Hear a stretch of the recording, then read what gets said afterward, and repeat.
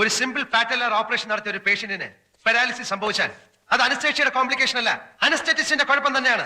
അതല്ലെന്ന് ഡോക്ടർ നജീബിന് എന്റെ മുഖത്ത് നോക്കി പറയാം. ഒരു ചെറിയ മുടന്തുമായി വന്ന ഒരു ചെറുപ്പക്കാരനെ നമ്മുടെ കുറ്റം കൊണ്ട് എഴുന്നേറ്റ് നടക്കാൻ വയ്യാത്ത സ്ഥിതിയിലാക്കിയിട്ട് ഒരു ചെറിയ കോമ്പൻസേഷൻ പോലും കൊടുക്കാൻ തയ്യാറാകാതെ വീണ്ടും ചികിത്സിച്ചിട്ട് അതും കൂടെ കൂട്ടി 20,000 രൂപയുടെ ബില്ലും.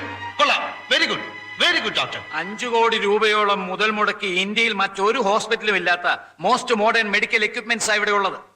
അത് മുതലാക്കണമെങ്കിൽ ഗുഡ് ബിസിനസ് അക്യൂമെന്റ് ഡോക്ടർ. അത് മുതലാക്കണമെങ്കിൽ നിസാര രോഗങ്ങൾക്ക് പോലും ECGയും സ്കാനിങ്ങും MRIയും എന്തിന് ഇവിടെ എന്തെല്ലാം യന്ത്രങ്ങൾ വാങ്ങി കൂട്ടിയിട്ടുണ്ടോ അവയെല്ലാം കൂടെ പ്രവർത്തിപ്പിച്ചിട്ട് താങ്ങാനാവാത്ത ബില്ല് പാവപ്പെട്ട രോഗികളുടെ തലയെ കെട്ടിവെക്കണം. അല്ലെ? കൊള്ളാം, ആതുര സേവനം. മെഡിക്കൽ ഡിഗ്രി കയ്യിൽ കിട്ടുമ്പോൾ നമ്മളൊക്കെ എടുക്കുന്ന ഒരു പ്രതിജ്ഞയുണ്ട്, Hippocrates oath. I swear by Apollo physician that I will use treatment to help the sick according to my ability and judgment, but I'll never use it to injure or wrong them.